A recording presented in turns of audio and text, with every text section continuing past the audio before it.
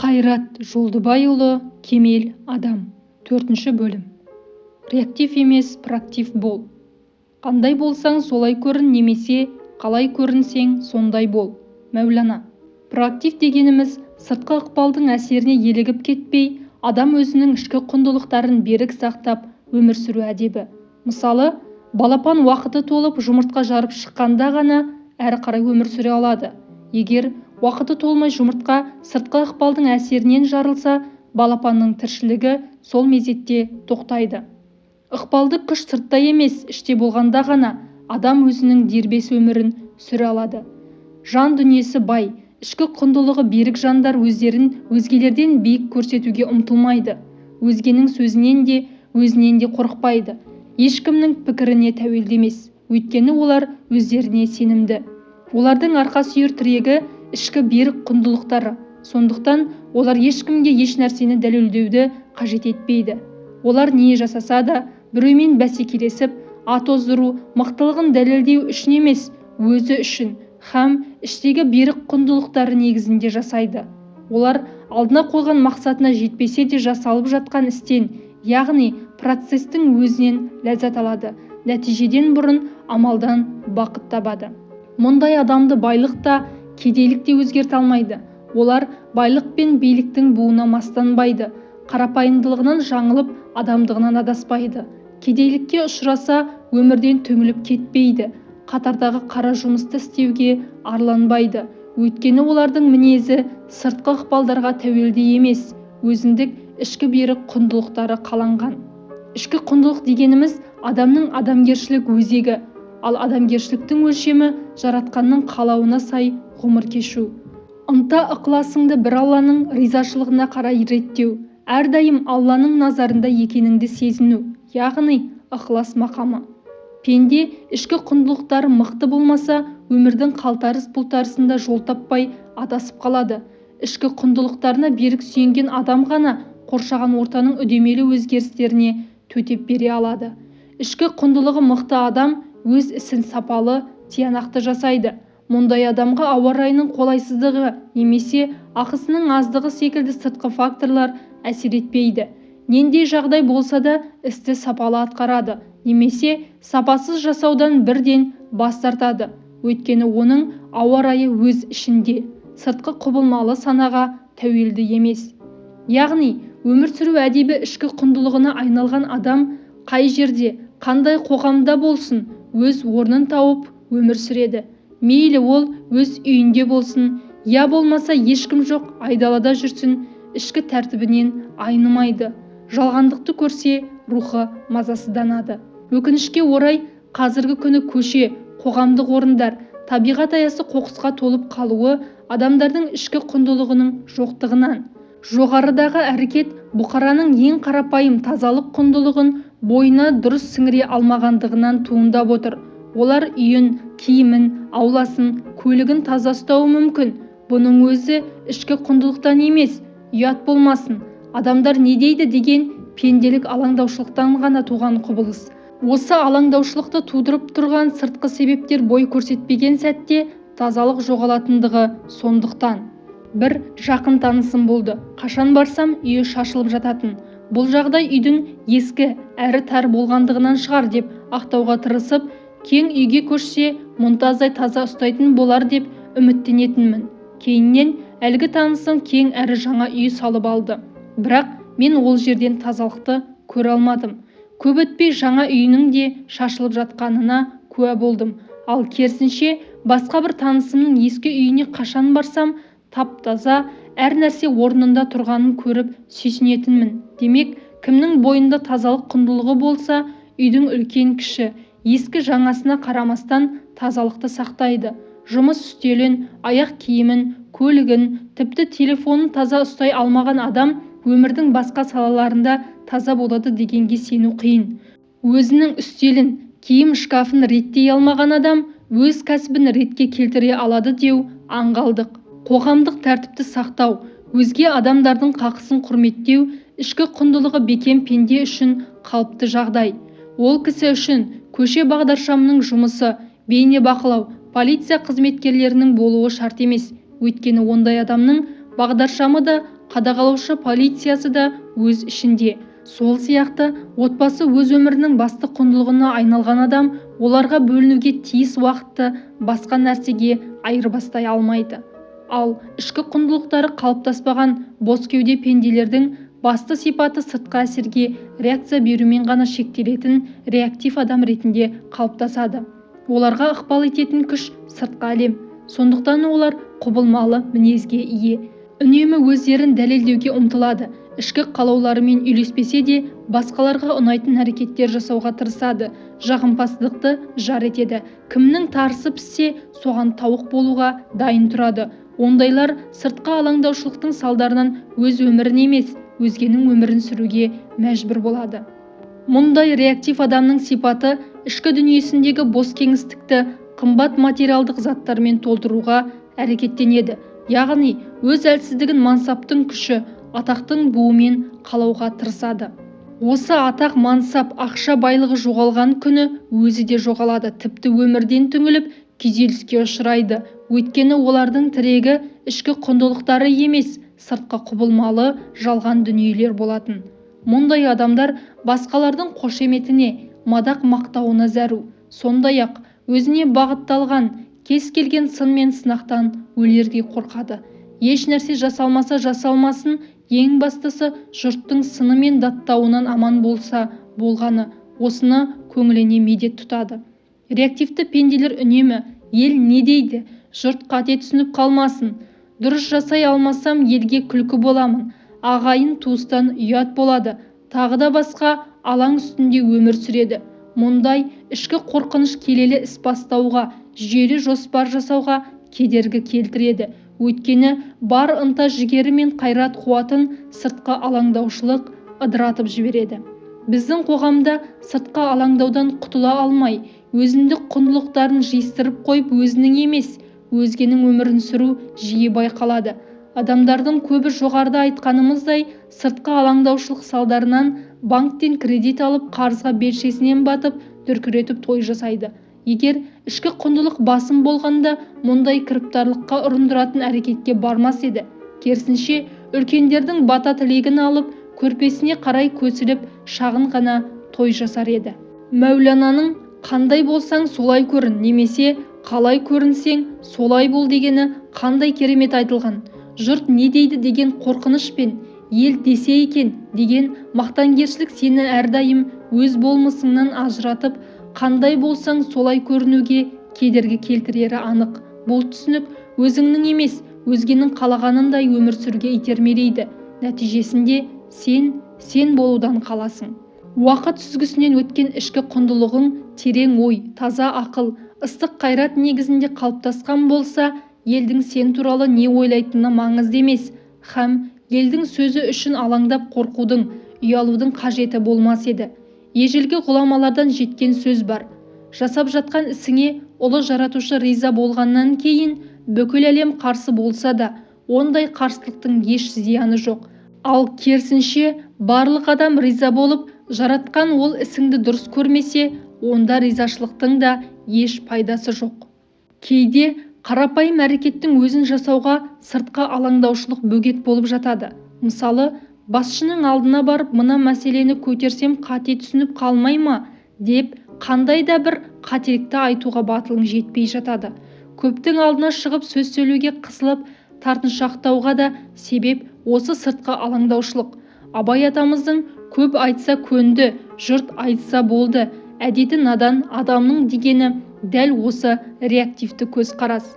Қандай да бір істі жасауға сыртқы алаңдаушылығыңыз кедергі келтіріп тұрса, өзіңізге менің жасайын деп тұрған ісім дұрыс па әлде теріс пе деп сұрақ қойыңыз. Егер дұрыстығы мен қажеттілігіне көзіңіз жетсе, ешкімнің сөзінен де, өзінен де қорықпаңыз. Ниеттенген жұмысыңызды бастаңыз. Адамдардың бәріне ұнау мүмкін емес, баршаға жағу міндетті емес. Адам бар жерде түрлі ойда, пікірде болады. Қарсы пікір айтатын, басқаша ойлайтын адам әркез табылады. Бастысы өз құндылығыңа сай өз өміріңді сүру. Біздің кез келген әрекетіміз дұрыс құндылықтарға негізделіп, түзу өлшемдердің тезінен өткен кезде ешкім бізге теріс ықпал ете алмайды. Біз өзіміз түзелгенде Адамдардың біз жайлы сөздері де, өздері де кері әсер етпейтін болады. Бұл жайлы Құранда: «Уа иман келтіргендер, сендер әуелі өздеріңді түзеңдер, өздерің дұрыс жүріп, тура жолда болсаңдар, өмірде өздерін жоғалтып, адасқандар сендерге кесірін тигізе алмайды». Бірақ өз құндылығыңмен өмір сүруді бетбақтықпен шатастырып алмаңыз. Егер жасап жатқан ісіңіз қате һәм шынымен де ұят тірлік болса, онда кешірім сұрап кері шегініңіз. Өйтпегенде ұятсыздық бетбақтық болады. Сіздің өміріңіз шектеулі, сондықтан оны басқалардың өмірін сүру арқылы босқа өткізбеңіз. Сізді басқалардың ойымен өмір сүруге итермелейтін доғмалақ тұзаққа түсіп қалудан абай болыңыз. Ішкі үніңізді басқа адамдардың ой-пікірінің шуылы тұншықтырып тастамасын. Оған әсте мүмкіншілік бермеңіз. Ең бастысы, жүрек үні мен ішкі түйсігіңіз бойынша әрекет етуден қорықпаңыз. Өйткені жүрегіңіз сіздің кім болғыңыз келетінін жақсырақ біледі. Стив Джобс. Жүсіп пайғамбар ғибраты. Құранда баяндалған Жүсіп пайғамбардың ғибратты ғұмырын оқығанда, оның қандай жағдайға тап болса да тура жолдан еш таймағанын, Алласымен әрдайым бірге болғанын байқаймыз. Юсуф сүресінің 5 жерінде Жүсіп пайғамбарға қатысты Алланы көріп тұрғандай жақсылық жасайтын ізгі жан екендігі айтылады. Жақып пайғамбардай әкенің ерекше мәпелеп өсірген баласы Жүсіп әуелі өз бауырларының қызғанышы салдарынан айдаладағы құдыққа тасталады. Жолай аялдаған керуен құдықтың ішінде жападан жалғыз қалған жас бала Жүсіпті көріп, өздерімен бірге ала кетеді. Бірақ оны Мысыр базарына апарып, құл ретінде арзан бағаға сатып жібереді. Оны патшаның ықпалды бір уәзірі бір пайдасы тиер немесе өзімізге бала етіп алармыз деген ниетпен сатып алады. Тағдырға қараңыз. Кеше құл дәрежесіне түскен Жақыптың сүйікті ұлы енді міне уәзір сарайында. Ішем дегені алдында, кием дегені үстінде. Бірақ сарайдың мұндай сән-салтанатты өмірі Жүсіпті тура жолдан тайдырып, Алласынан алыстатқан жоқ. Оған дәлел сұлулығына көз тоймайтын сымбатты жігіт Жүсіпті уәзірдің әйелі оңашада төсек қатынасына шақырып азғырғанда, ол Құдайдан қорқамын деп ойнас жасаудан бас тартады. Айтқаны бола қоймаған әйелдің бұйрығымнан бас тартсаң зынданға тасталып қор боласың деген қатал шартына да мен үшін сіз ұсынған харам істен зынданға қамалғаным әлде қайда артық дейді. Сөйтіп ол зынданға тасталады. Жүсіптің сарайдағы сән-салтанатты өмірі әп-сәтте қараңғы қапасқа айналып шыға келеді. Бірақ та Жүсіпті зынданның ауыр өмірі өзгерте алған жоқ.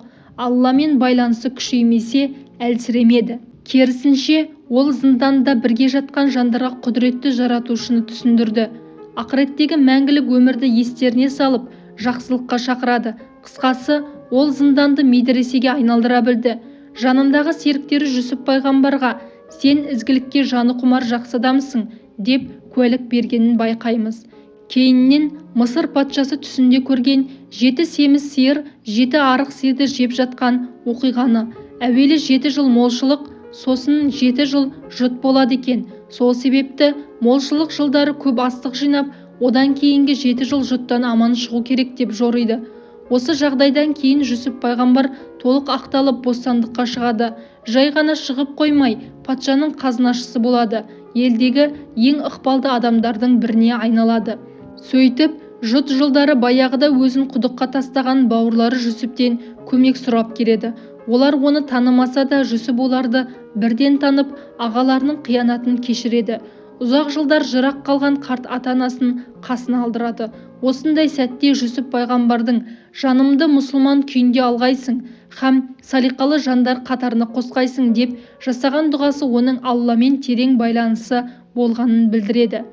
Осы хикаяда айтылғандай, Жүсіп пайғамбарды айдаладағы қараңғы құдықта, құл болып базарда сатылуда, сарайдағы сән-салтанатты молшылықта, бірнеше жылғы қараңғы зынданда, кейінгі өміріндегі қолына тиген зор билік те өзгерте алған жоқ. Түзу жолдан шатасып адасқан жоқ. Қиыншылыққа күйзеліп, молшылыққа мастанбады. Билікпен бүлінбеді, атақпен алданбады. Ол нендей жағдайда, қандай халде жүрсе де, әрдайым Алласымен бірге болды. Қысқасы, жүсіптің ғибратты ғұмыры өмірдің қалтарыс бұлтарысына қарамастан ішкі құндылықпен өмір сүрудің, тура жолда тұрақты болудың жарқын үлгісі іспеттес. Екі кеменің басын ұстама.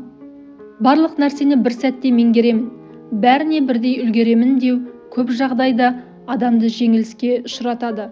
Әр нәрсенің басын бір шалған адам ешбірін жарытпайды. Сондықтан күрделі істерді рет-ретімен, кезең-кезеңмен меңгеруге тырысыңыз.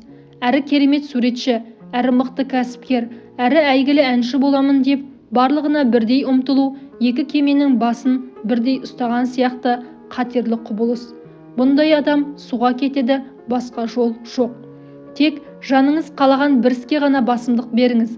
Біреуін тыңғылықты игергеннен кейін екіншісін қолға алыңыз.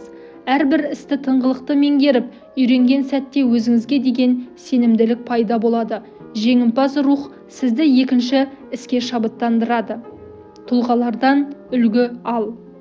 Өзіңе сенімділік ұялатудың бір жолы айналадағы жетістікке жеткен тұлғалардан үлгі алу. Олардың өмірін және бастан өткізген оқиғаларды зерделеңіз. Олар жайлы кітаптарды оқыңыз. Бұл сізге керемет шабыт береді. Жетістіктерінен ғибрат, қателіктерінен сабақ алыңыз. Айналаңызды жіті бақылаңыз. Кез келген оқиғадан шабыт алуыңыз мүмкін. Өз басым 30 жасыма дейін көлік жүргізе алмайтынмын. Әрине, бойымда көлік жүргізе алмаймын деген сенімсіздік болды. Көлікпен қиылыстарда кері айналып бұрылатын сәттер маған қорқынышты көрінетін. Осындай сәтте басқа көліктермен соғысып қалатындай күйде болатынмын. Бір күні көшеден көзілдірік таққан қалдыраған кәрі кемпірдің көлік жүргізіп бара жатқанын көріп, сонда мен мына кемпірден де қабілетсіз қорқақ болғаным ба деп намыстандым. Сөйтіп, көлік жүргізуді үйрететін курсқа жазылдым да үйреніп алдым. Аз-аздан, бірақ үздіксіз жаса. Тіл алсаң қол қысқартып, тіл ұзартпа, ауыр жүк асқар даудай мойның артпа. Мәшһүр Жүсіп. Өз-өзіңе сенімділік ұялату үшін қолыңа алған қандай да бір істі әуелі там-тұмдап, аз-аздан баста. Қазақтың тамшы тас деседі дегені сияқты, бірақ ұдайы үзбей жаса. Там-тұмдап болса да сапалы атқарылған іс жиылып тауға айналады.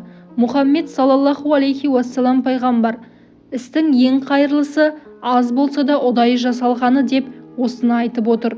Бұндай аз-аздан іс атқару тәсілі Жапонның кайдзен бағдарламасында да бар. Ұлт көсемі Әлихан Бөкейханұлының ұлық іс ұсақтан ұлғаяды, кірпіш зор емес, қаласаң қандай зор үй шығады дегеніндей, Абайдың ақырын жүріп анық бас, еңбегің кетпес далаға дегені сияқты үздіксіз жасалған іс түбі нәтижелі болады. Мысалы, адамның көбі кітап оқу үшін арнайы демалыс күндерін күтеді, немесе санаторий сияқты тыныш орын таңдайды. Келесі кітапты оқу үшін тағы сондай. Сөйтіп, жылына 1-2 кітап оқуға ғана үлгереді. Өйткенше күнде таңмен, немесе кез келген ыңғайлы уақытты белгілеп, күніне 3-5 беттен үздіксіз кітап оқуды дағдыға айналдырған тиімді. Бұл тәсіл арқылы әр 2 ай сайын 250-300 беттік бір кітап оқып тастайсыз. Кейін күндік оқу нормасын 7-10 бетке көбейтесіз. Ай сайын бір кітап оқисыз. Сөйтіп, сізде күнделікті кітап оқу дағдысы қалыптасады. Мұның пайдасы зор.